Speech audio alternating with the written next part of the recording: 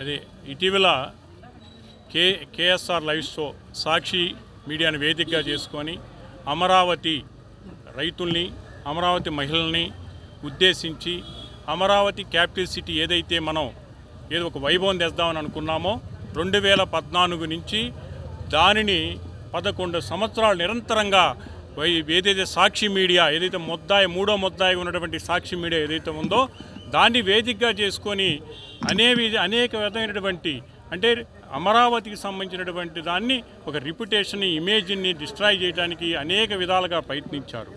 దానికి సంబంధించి దాని ప్రజలందరూ కూడా దాని నమ్మక ప్రతిపక్ష హోదా కూడా లేకుండా ఓడించినటువంటి విధానం మనం చూసాం.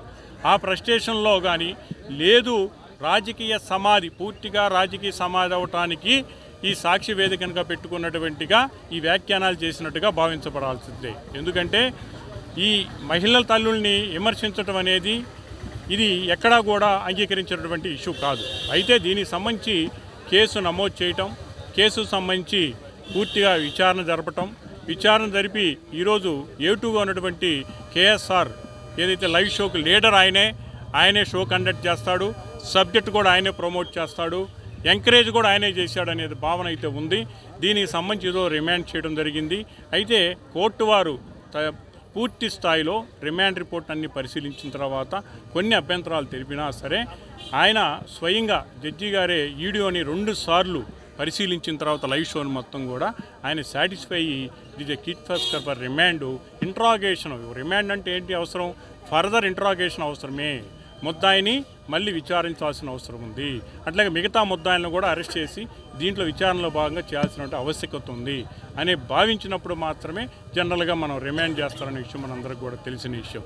కాబట్టి ఆ దిశలో ఈరోజు 24/6/25 వరకు కేఎస్ఆర్ గారిని రిమాండ్ చేయడం జరిగింది. ఆధారాలు ఉంటే బొంబాయిలో రెడ్ లైట్ ఏరియా ఉంది, బొంబాయిలో ఎంతోమంది చేస్తారు, అందుకే బొంబాయికి టార్గెట్ చేస్తామా?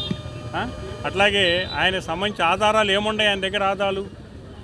ఆయన దగ్గర ఉన్న ఆధారం లేదు. అది కాదు కదా ఆయన చెప్పింది.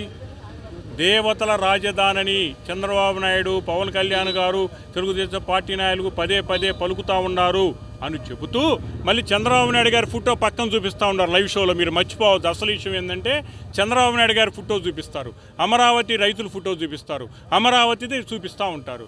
అది పెట్టి ఇటు పక్క ఇటు కామెంట్ చేస్తే ఏమనుకోవాలి మనం? ఇది క్లియర్ ఇండికేట్ వాళ్ళు టార్గెట్ అమరావతి సంబంధించినటువంటి ఇప్పుడు వరకు ఒక ప్రయత్నాలు చేసాం, విఫలమయ్యాం. ఇప్పుడు క్యారెక్టర్ మీద పడాలి. క్యారెక్టర్ మీద పడితే ఆ విధంగా ఇది ఏదైనా డ్యామేజ్ చేయాలని వాళ్ళ ఉద్దేశం, దురుద్దేశం. కాబట్టి వీళ్ళు చేసిన అఫెన్సివ్ రిమార్క్స్ ఏదైతే ఉన్నాయో అవి ఆహ్వానించదగ్గని కాదు.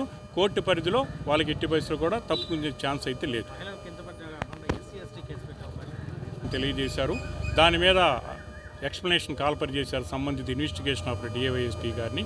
అయితే మేము చెప్పేందంటే ఏదైతే ఈ రిమాండ్ అయిన తర్వాత, కేసు రిజిస్టర్ అయిన తర్వాత, రిమాండ్ అయిన తర్వాత కూడా మళ్ళీ సజ్జల రామకృష్ణారెడ్డి గారు నిన్న ప్రెస్ మీట్ పెట్టి దాన్ని సమర్థిస్తూ ఎవరైతే కేసులు దాఖలు చేశారో, ఎవరైతే యాజిటేషన్ చేస్తున్నారో, ఎవరైతే ఈ తప్పని చెప్పేసి మీడియా ద్వారా కానీ పత్రికల ద్వారా చేస్తున్నారో వాళ్ళని టార్గెట్ పెట్టి బూతులు తిట్టే పరిస్థితి, మళ్ళీ అమరావతి మహిళలను బూతులు తిట్టే పరిస్థితి. కాబట్టి మేమే ఉండాం వెనక అనేది వైసీపీ క్లియర్గా నిన్న సజ్జల రామకృష్ణారెడ్డి గారి స్టేట్మెంట్ ద్వారా మొత్తంగా తేలిపోయింది. కాబట్టి సజ్జల రామకృష్ణారెడ్డి గారు కూడా దీంట్లో ముద్దాయి కాబోతున్నాడు. అతని మీద కూడా కేసు పెడతానికి ఆ మహిళలు అందరూ కూడా సిద్ధంగా ఉన్నారు. అతను ఏదైతే సజ్జల రామకృష్ణారెడ్డి కాదు, వెనుకున్నటువంటి మేనేజ్మెంట్, సాక్షి సంబంధించిన మేనేజ్మెంటు, వైసీపీ లీడర్సు, దీని వెనకుండా కుట్రంతా కూడా నా వ్యక్తిగత అభిప్రాయం ఏంటంటే ఇది ఒక ఆర్గనైజ్డ్ క్రైమ్ కనుక ఆర్గనైజ్డ్ క్రైమ్ రూపంలో కూడా తీసుకొచ్చేసి మొత్తం తీసుకురావాలండి. ప్రస్తుతానికి 3 ముద్దాయిలుగా పెట్టారు. ఫస్ట్ ముద్దాయి వచ్చేది కృష్ణరాజు, సెకండ్ శ్రీనివాస్ గారు, 3 వచ్చేతలకి సాక్షి మేనేజ్మెంట్. Thank you.